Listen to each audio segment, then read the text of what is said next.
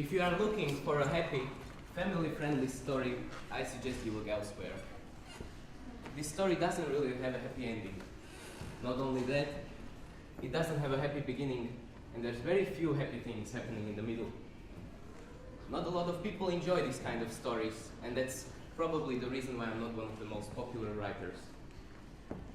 My colleagues chose to write about rich, well-fed, and nice-clothed people who have nothing to worry about and only get to enjoy the pretty aspects of life. But that never interested me. I wanted to show you how harsh life can be and how there's many selfish and cruel individuals in it. My name is Charles Dickens, and it is my solemn duty to inform you about the life of young Oliver Twist. Oliver is a sweet and innocent child with pretty blonde hair and piercing blue eyes. He was born in a workhouse where no one knew who his father was, and his mother died shortly after giving birth. Because of that, the circumstances in the workhouse were very hard for young Oliver. People there didn't treat him like an equal, but like an orphan without a mother and a father. So one time, the boys in the workhouse were eating dinner, and the portions there were very small. And since Oliver was the youngest one, they decided that he should be the one to go ask for more food. So he came up to the cook. Please, sir, can I have some more? What? I want some more food, please. You want some more? How dare you! Did you hear, Bungle? He asked for more. This boy will be hanged. So they threw him in a cold, dark room where he spent most of his nights alone, crying. One time, the local undertaker was walking by, and he was looking for an assistant to help him build coffins, which is actually what undertakers do. And he found the idea of young Oliver very interesting, you might say, because he thought that this boy would be perfect for the job. Mr. Starberry, which was the undertaker's name, was very nice to Oliver. But Mr. Starberry had another assistant who wasn't nearly as nice to Oliver. He always made fun of him because he thought that he was better than him. Hey, workhouse, how is your mother? She's dead What, she is dying of workhouse? of a broken heart. You know, I feel very sorry for you, workhouse, but your mother was a wicked woman. What did you say? How dare you talk like this about my mother? Go away! So Oliver got into a big fight with the assistant, and then he ran all the way to London. When he got there, he decided to find a place where he can sit for a while to regain his energy. So he went into a dirty old bar where he met up with a nice old guy named Fagin. Fagin was very kind to Oliver. He even offered him a place where he can sleep. And Oliver thought that maybe he finally found someone who cared about him, but this soon turned out to be not true. Fagin was actually a wild and treacherous human being who kidnapped children and then turned them into thieves. But there was nothing young Oliver could do about this. So one time, Fagin decided that he should put Oliver to good use. He sent him and two of his other assistants to commit his first burglary. Hey, Dawkins and Toby and Oliver, you too. Go and steal a handkerchief for me. What? Go.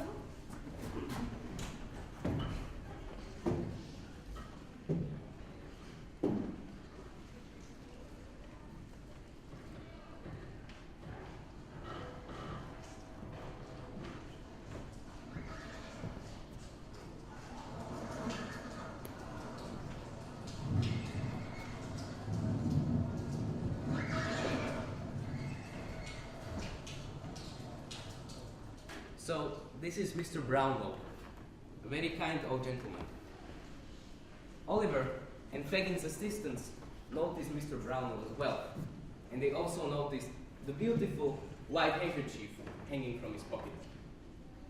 Of course, Oliver was a sweet and innocent boy, and he didn't want to steal anything, but one of Fagin's assistants reached out, grabbed the handkerchief, and then ran away.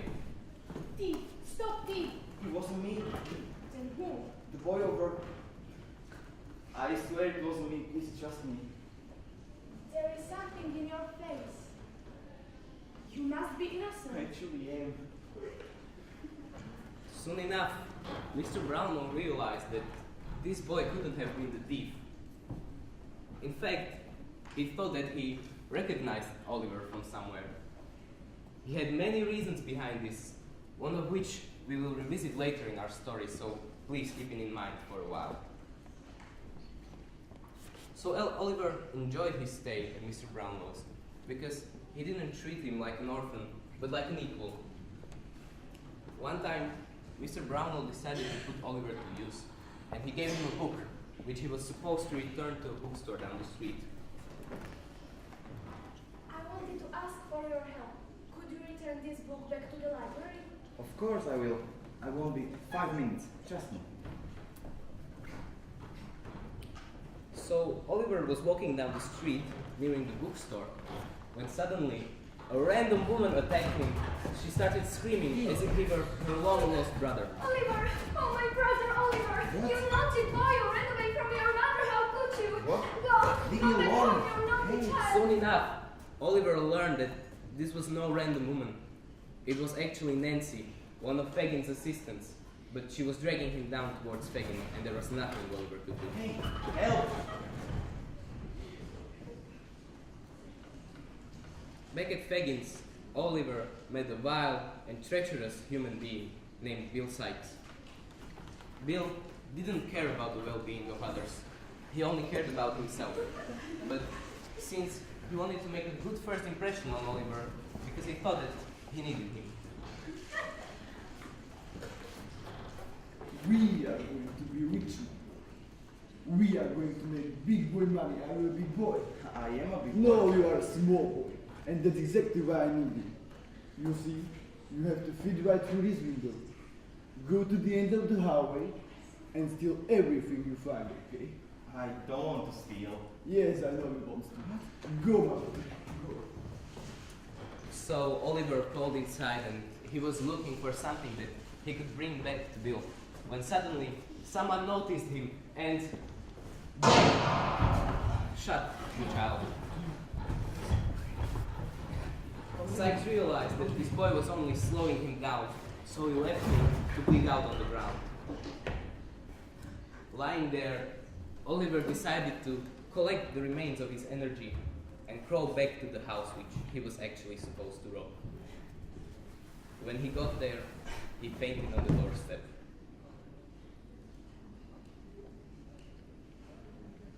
Hey, Aunt, come here. What happened to him? This child could have never been in a gang of robbers. It certainly seems strange, but wickedness can hide behind the most gentle face we know. Yeah, but he's so young too. I don't believe this boy is a criminal. Hey, wake up. Who are you? I am Rose. This is my aunt. What's your name? Oliver Twist. You know what? We'll take care of you. Don't worry. Everything is going to be okay. Right? Let's take him inside.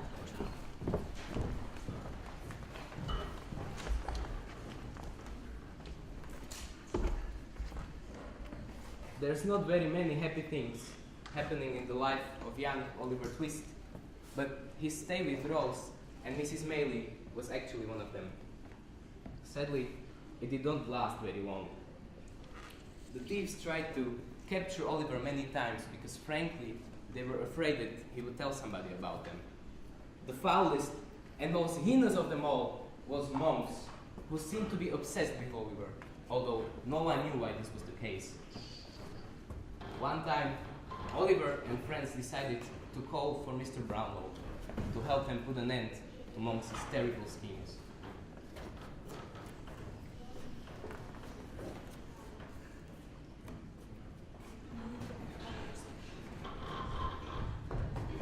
Hey, wait! Monks is on the bridge! Let's go back to him!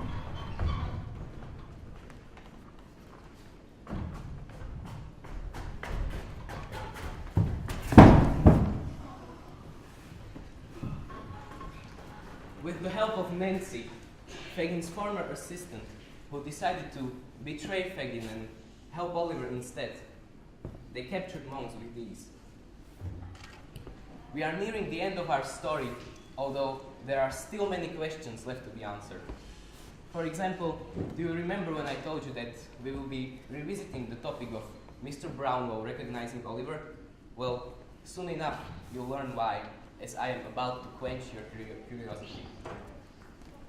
I was a friend of your father. Now I know why you seem so familiar. Your father was a rich man and he left you some money. And this man tried to hurt you because he wanted to inherit your fortune. How does this disgusting man know about Oliver's money? Because I am your half brother. What? You? Get out of here! You won't get a pence from Oliver! I will keep hunting him as long as I'm alive. Well, good luck hunting him in prison.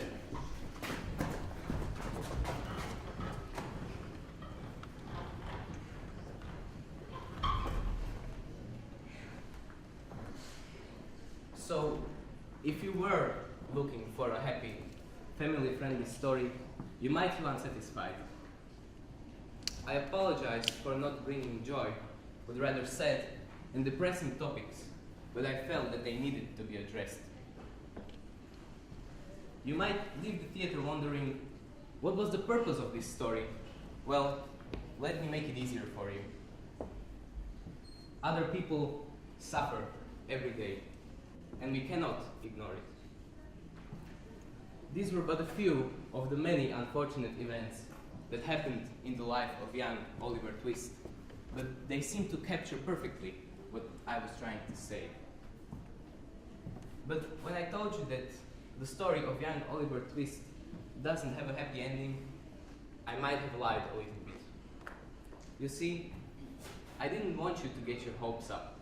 I wanted you to fully realize how harsh life can be and how it doesn't always end up great. But in the end, it turned out okay for Oliver. He got to live the rest of his life as a normal child. So maybe this just goes on to show that even the worst stories can have happy endings. My name was Charles Dickens, and this was the story of young Oliver Twist.